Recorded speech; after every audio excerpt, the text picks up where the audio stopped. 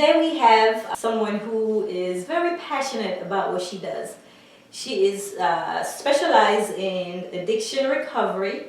I'd like to introduce to you no other than Mrs. Gwendolyn Stafford. Thank you. Hello, Miss Stafford. Hi. Thank you for joining me on today. How are you? I'm great, and thank you for having me. Oh, you're so welcome. Thank you. So please tell us a little bit more about yourself. Okay, and I guess I'll start out by saying that the field of addiction is personal to me because I myself am a person in recovery. Wow. So this is very personal. I started out working in a state facility called New Horizon back in 1997. And I started working as what they called a social service technician. Okay. And at the time, I did educational classes and psychoeducational groups. In 1996, I became a certified addiction counselor by the state of Georgia, and I started working for a program called Moral Right Side Up, and I remain there today. Wow. I did not know that. Now I see why you have such passion Yes. in this field, wanting to help and know that it can be done. Yes. If you just apply yourself. Correct. Because look at it, this is awesome testimony. It is. Wow. It is. So is that the main reason why you wanted to be a substance abuse counselor? Because you had a history of it? Was that? No, actually, the thought never occurred to me. I had a counselor during my recovery process, and I was in the aftercare program, and after a group session once she asked me, have you ever thought about being in this field? And I was like, no. She said, I think that you're quite insightful, and I just think you would do well. She said, well, first, just try working in the field or doing some volunteer work and see if it was something that you may enjoy. And 2 years later, I started working for the state and a facility. It was a co-ed 28-day program that was state funded. I started working there for New Horizon, and I decided that, yeah, I think this is something that I would like to do. Wow, that is interesting. Awesome. Yes. So tell us, what are the roles of being a substance abuse counselor? What are some of the roles? The population that I work with now, the organization that I'm working with, there's a dual role other than counseling. We also have a case management role as well, but the counseling role is defined as doing treatment planning, education, consulting, referral.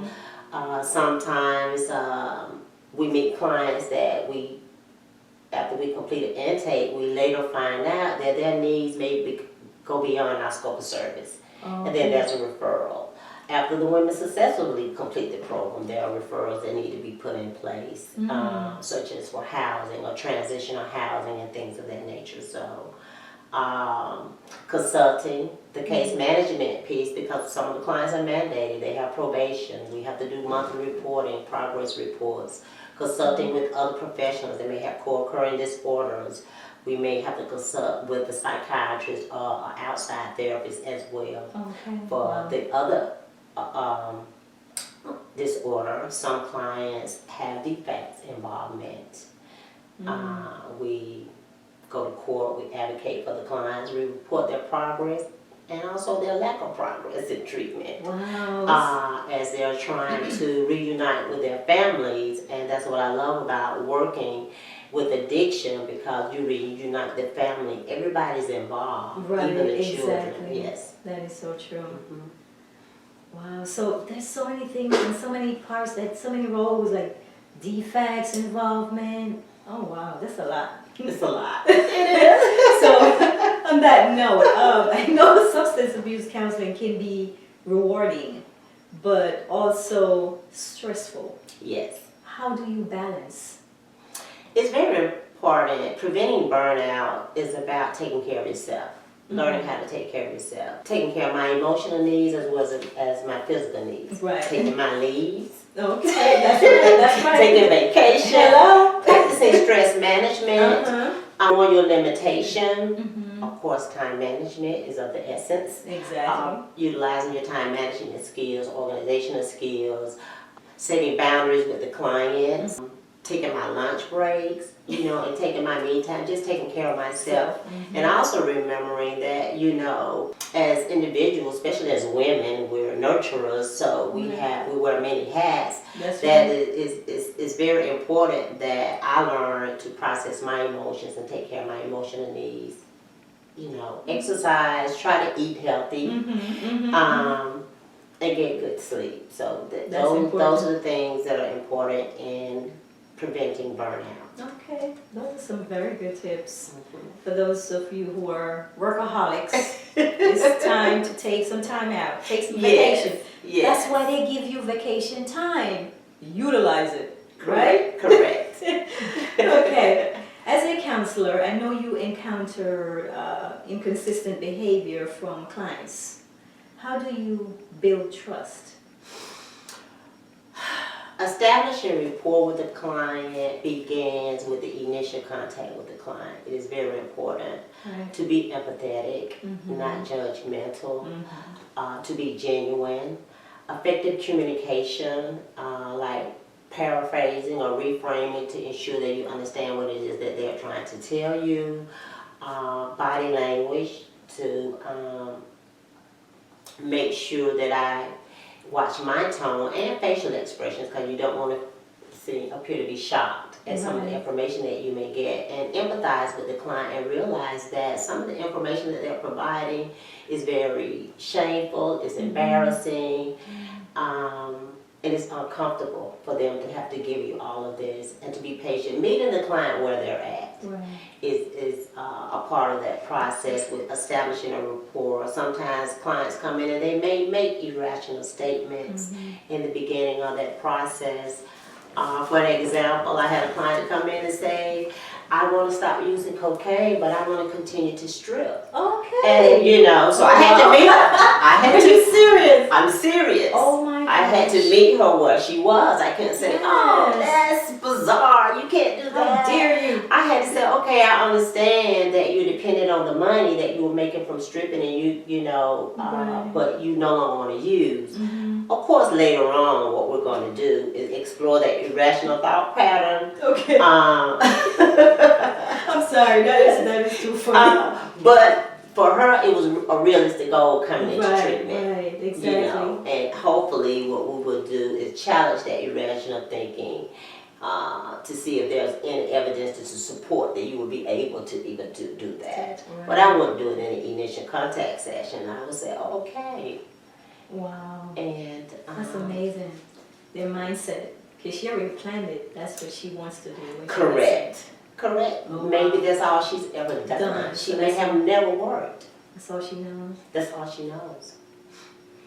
Well, I'm glad you said that, because what are the main challenges that a substance abuser faces? Oh wow, the stigma that's attached to it. Available resources. A lot of times criminal activity, other illnesses are also associated with addiction. Right now in the state of Georgia, if a person came into recovery with a criminal background and wanted to change their lives, they had a drug charge, they would not be able to receive food stamps. They would not be able to receive subsidized housing, and they may lack a high school education or a GED, have no vocational skills, and they're working at McDonald's, and they have 4 children. Okay. So these are the challenges there. Those are major, just like everyday living, basically. So those are major challenges. It is, and they have a lot of realistic fears. They have a lot of unrealistic fears, of course, but there's some realistic fears about transitioning back into the community without those resources. What are they going to do? And a lot of times they resort back to criminal activities in order to survive, like stripping, to take care of the 4 children. And of course that lifestyle will eventually lead them back to abusing the substances. Wow. Wow, that's very touching. It is. It's very challenging sometimes. After the person comes in and put in the work, what's there left to do after treatment? How will they survive and how will they maintain? I guess that's why sometimes I know you guys do spiritual work with them on a spiritual level to Yes. trust God and believe that God is able to Yes. to open doors for them. And okay, what are the major factors that pull clients to relapse situations? Environment. Mm-hmm. A lot of times, the clients have used approximately 5 to 10 years. They've isolated themselves from family and friends that don't abuse drugs, Mm-hmm. and only associate with people that were doing what they were doing. Mm-hmm. And now we have social media, where they still have these contacts on Mm-hmm. Facebook. Oh yes. So, Mm-hmm. where I work now, what we do is disconnect them from the world for the first 30 days. Okay. There are no cell phones. They have to go to the office, the main office, to use the phone for the first 30 days there. I know that probably a lot of frustration. A lot of frustration. They don't get to have a television. They don't get computers. And they get to focus on their recovery and disconnect from people that they were associated with prior to coming into treatment, drug dealers, family and friends that use. And this can be very challenging. Sometimes they have relationships. And I work for a facility, we work with women and children. So the women may have a relationship and the young man may be selling drugs or still using drugs, and they're not willing to let their relationship go. Unhealthy relationships are triggers. Right, exactly. Family members that enable the clients can be triggered. Exactly. Because they know I can continue to use and my mom is going to pay my rent, pay my car insurance, and I can drop my kids off and be gone for 2 or 3 weeks and come back. Okay. And they're going to continue to let me do that. So that's enabling the client. My thing is to family members, sometimes you can love your family members to death by enabling them. So sometimes we need to show tough love. Yes. That is so key. Mm-hmm. So true. Okay, explain what slip is, like slip up or relapse in a substance abuser. Like how do you treat them? You know, I heard they slip up or they relapse. But how do you? Relapse is a part of recovery. As sad as it is, we expect that because we have to, because this is actually what happens. There's new research now that states it may take a client 5 to 7 treatment episodes before they actually get it. One of the main thing is Did you say take 5 to 7 treatment episodes sometimes before the person is able to sustain their recovery. Okay. Because it's an entire change of lifestyle, so it's about connecting to a recovery community and no longer associating yourself with people and places and things that you did before. And sometimes it's just like the diabetic with the disease. The diabetic doesn't want to change the lifestyle. No. They don't want to stop eating sugar. No, they don't. So with addiction, a change of lifestyle is also necessary. They have to change their entire lifestyle. And that's where it gets a little tricky. They still want to be able to go to clubs. They still want to hang out with people that are using. But yeah, they still want to do. And sometimes they want to stay away from a particular drug. They say, oh, I don't want to do cocaine anymore, Miss Gwen, but I think I may want to smoke a little marijuana when I leave. No, I think I'll be able to have a glass of wine. I just don't want to do meth anymore. These are triggers. Those are reservations to return Okay. to using. I see. Wow, that's very informative. Okay, how do you monitor the progress treatment? What we do is develop what we call a treatment plan for the client. And this is a collaboration between myself and the client. And the client identify a problem, goals, and interventions to accomplish those goals. And the goals have to be measurable, they have to be realistic for the client. And there's a target date for each goal. So they get to look at this treatment plan and say, oh, I've done that. I finished 10 hours of parenting. I completed 10 weeks of relapse prevention plan. I have obtained a sponsor. These are goals on their treatment plan. And they have target dates. Now the target dates can be changed, and that's how we monitor progress to see if they are accomplishing particular goals by the time frame that was selected in the beginning of the treatment planning. The good thing about treatment planning is not stitched in stone in the beginning, it's ongoing. You can continue to add. The client may say, I don't want to do that, I don't want GED anymore, I want to quit. You can't force them to continue the GED classes. We will have to make an amendment to the treatment plan based on the client needs and wants. And each client has individual needs coming into the program. Wow. That's awesome. So the goal is set and they just have to reach that goal in that particular time. Yes, and realistic goals. Because sometimes their goals can be unrealistic within that time So you have to like monitor and make sure, no, this won't work, but this is what we... Awesome. Okay, what are the psychological signs of a drug abuser? For a family member to identify the psychological signs, it may be challenging, but some of the signs that you would look for is paranoia, mood swings, but there can also be other disorders. Depression, easily agitated. These are some of the psychological things that family members can look for. The ups and downs, the mood swings, easily agitated, anger outbursts, being depressed for several weeks. So those are some of the psychological. Okay.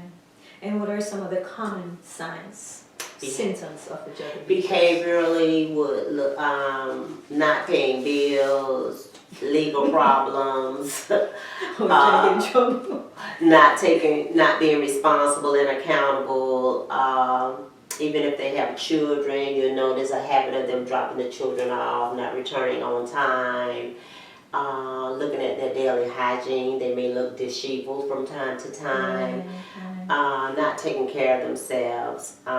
Weight loss is a physical sign that you can look for. And just typical behaviors. All of a sudden you're getting all these legal problems. And not being able to perform daily tasks. The drugs are now interfering with your livelihood. Wow, that's a lot. It is. So, sometimes the family members are in denial, just like the client, because no family wants to think that my child is addicted to drugs, so they don't want to believe that. The agency that I work for also, we provide what we call a family day workshop, where we educate the clients. This is what the disease of addiction is, because they think it's behavior. They think it's something that they can stop on their own, and that's not the case. So we educate them about the disease of addiction, what to look for in a relapse, and help them work through their denial, because a lot of times they're angry, they're frustrated, they do not want to believe that my child is an addict. So they will go into denial as well. So they may be oblivious to the symptoms because they don't want to see it. They don't want to see it. That's what I was hoping you say, because, well, that's the truth.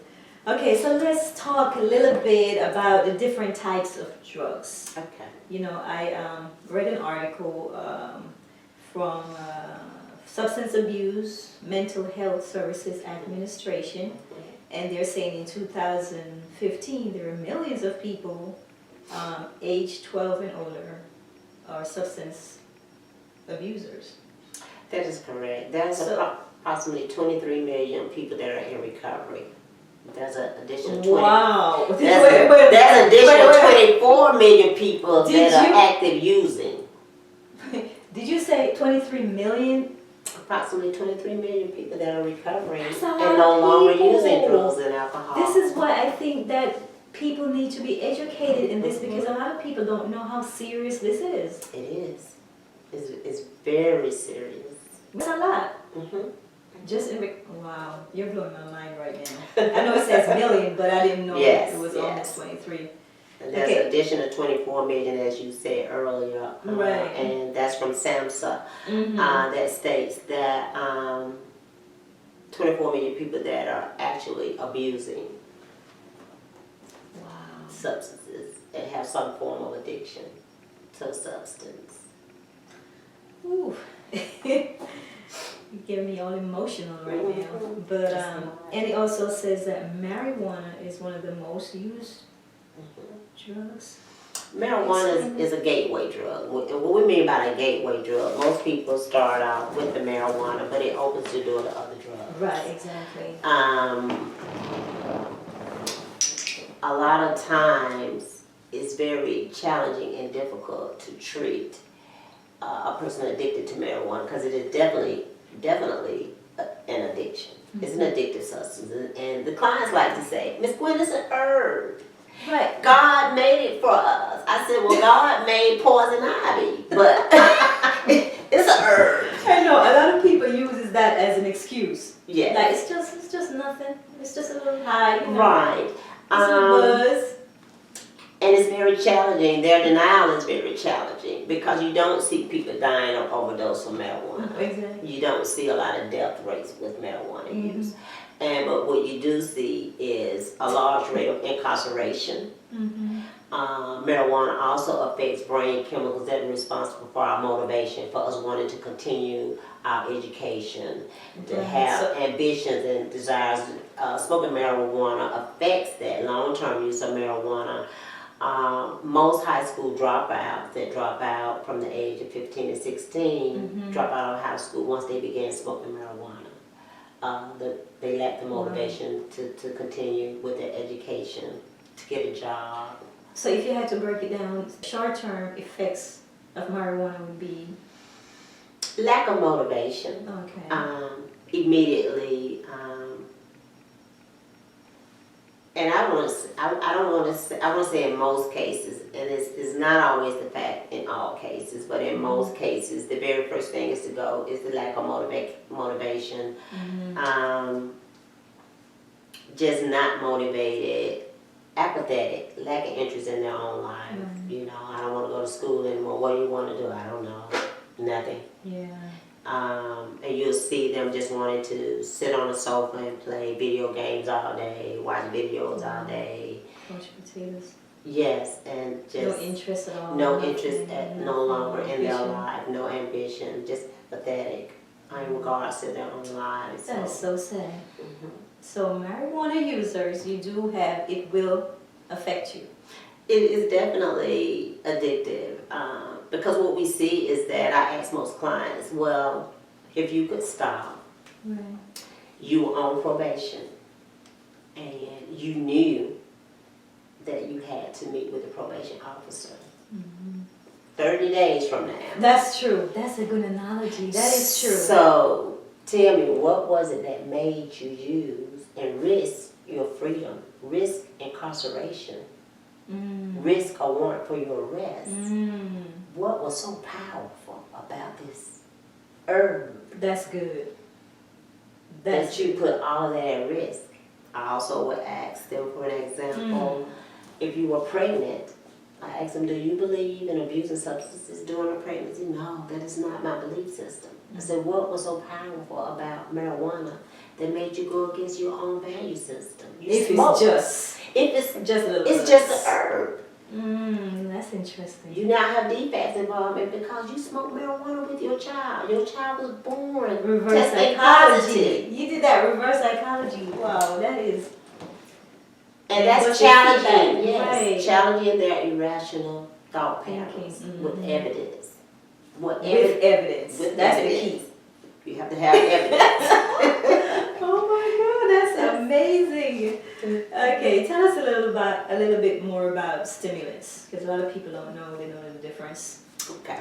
Okay, I'm going to start off. Let me explain what addiction is. Okay. Let's talk about addiction, and then I'm going to get into the stimulant because it all is going to tie in together. Okay. The chemically addicted brain is not like the normal brain. There's new research that says that there is a genetic predisposition, environment, exposure, peer pressure, and the use, just recreational use. What happens to the brain is there's a brain chemical in the brain. It's called dopamine. The dopamine is the feel-good chemical of the brain. So if you use meth, I don't care if it's cocaine, alcohol, marijuana, heroin. It can even be sugar. Dopamine will be released into the brain, because it plays, okay. You're gonna feel this Feel euphoric good. high, euphoria, the pleasure. There's also a brain chemical in the brain called serotonin.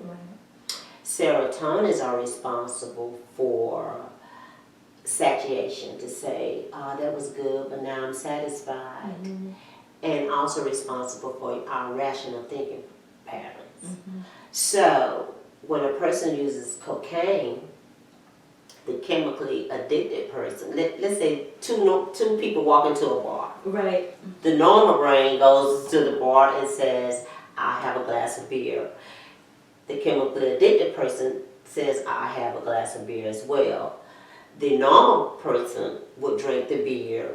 They would feel the euphoria from the dopamines, and they say, but they would also get a release of serotonin. Says that was good, but you don't need any more. You have to drive. You're satisfied. The chemically addicted brain will not be satisfied. They will get the euphoria, the dopamines will release, and the feeling will say that is good. I need more. I need more. I need more. And the serotonins, they have a low level of serotonins. Correct. And there's not enough to say you're satisfied. So the chemically addicted brain will end up drinking 7 to 8 beers.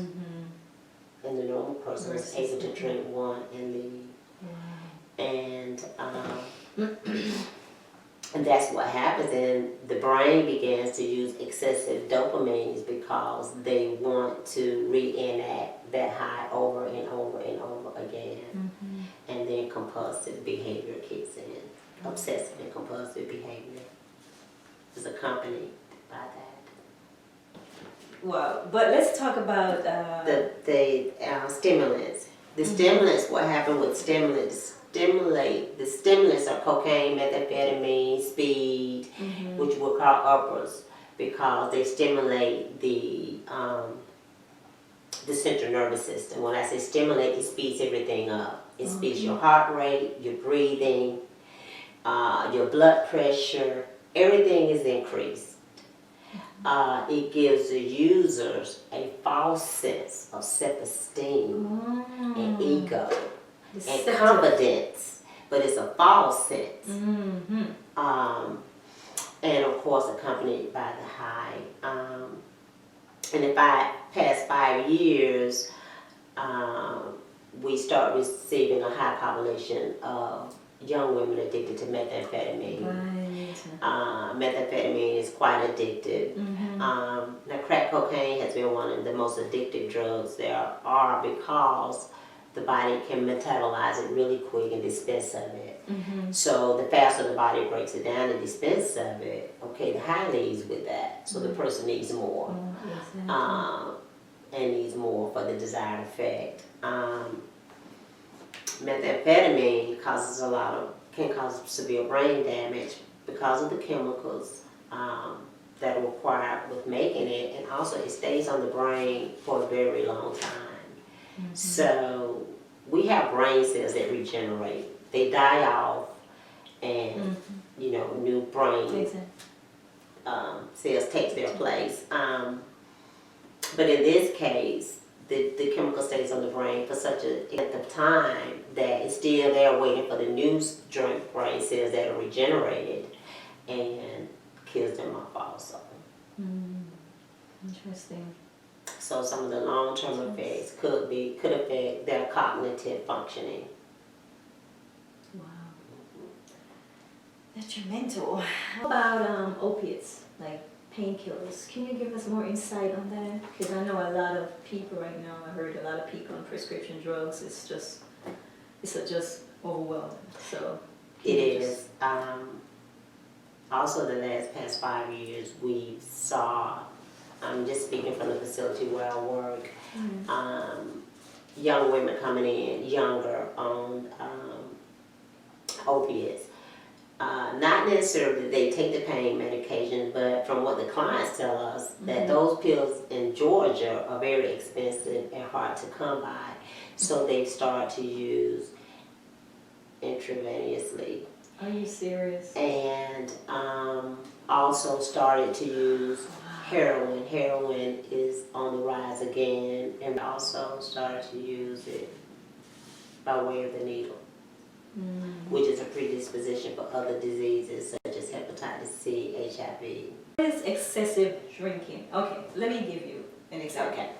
I have a friend that she stated that her husband has to have a drink every night before he goes to bed, whether it's a glass of wine, a glass of beer. He has to. There's no if, buts.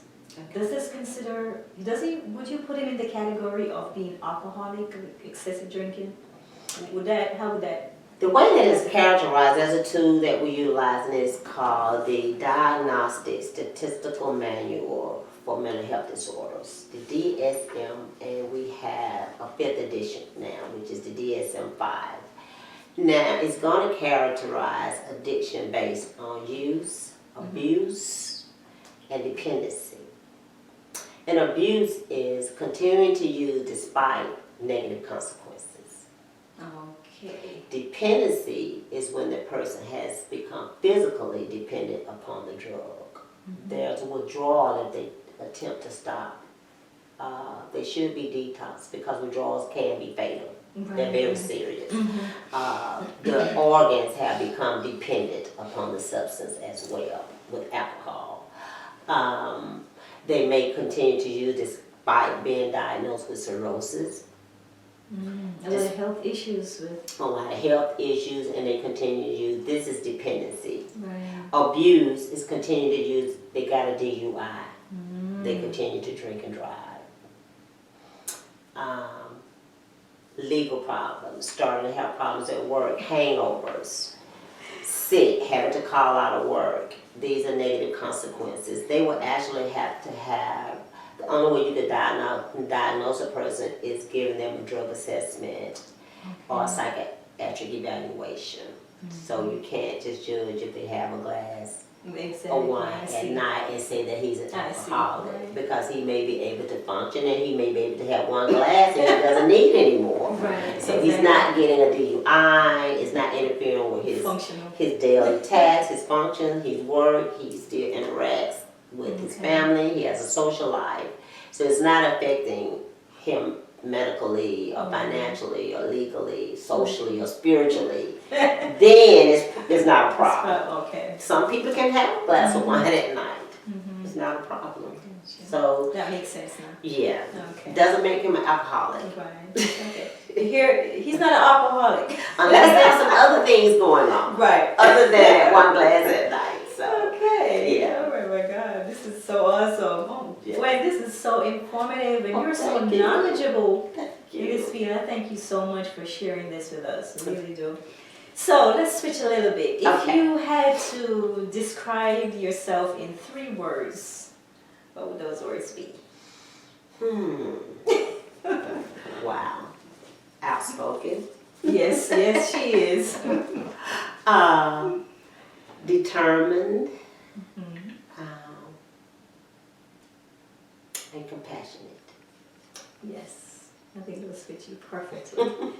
And also, okay, so just give us at least 3 recovering tips, like someone who's already recovered, just to sustain them out there. Give us 3 tips of how to help them stay focused. Continue to attend 12-step AA or NA meetings. Work with the 12-step sponsor. Work the 12 steps of recovery. And it's very important to stay away from people that are abusing drugs and alcohol. Even if it's not your drug of choice, it is not a good idea to interact or try to socialize, especially early in recovery, with people that are still abusing drugs. Okay.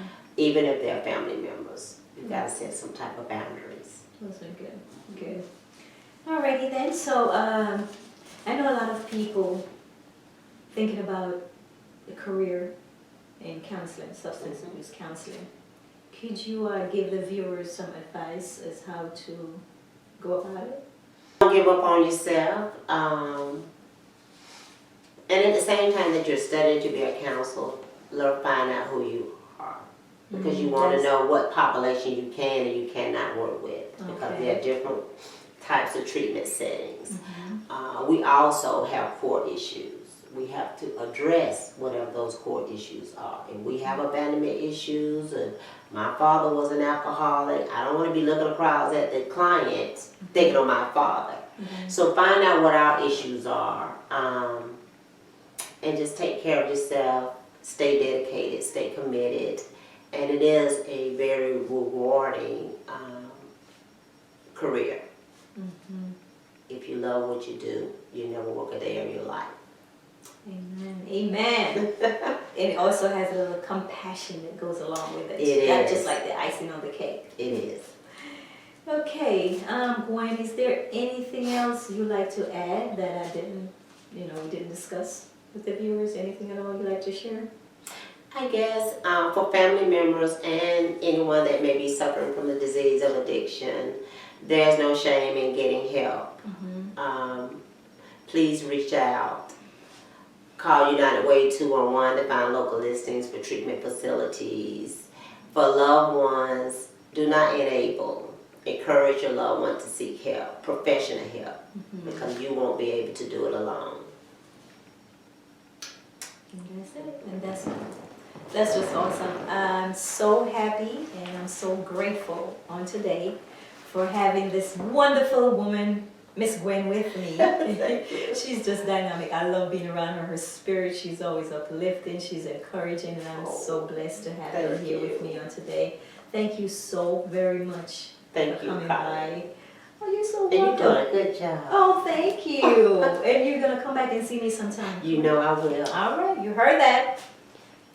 Alrighty, so we just want to say thanks again, and always remember, like I've always said, no matter what you're going through, no matter what it feels like, do not give up on your dreams. Do not give up on your dreams. It may seem small now, but God has big plans for you, okay? I was listening to a pastor the other day, and he was talking about baby steps. He says, first you have to do baby steps, because some people just want it like right now. I call it the microwave process. Everybody just want it instantly. It does not work like that. Baby steps. Once you have a vision, a dream, committed, you can achieve whatever you want. Okay, so I thank God for you. Thank you so much for watching the show. I appreciate you supporting me and watching. I really, really do appreciate it. And also, for prayer requests, if you would like for me to touch and agree with you about anything at all, no matter what it is, because everyone knows that prayer changes things.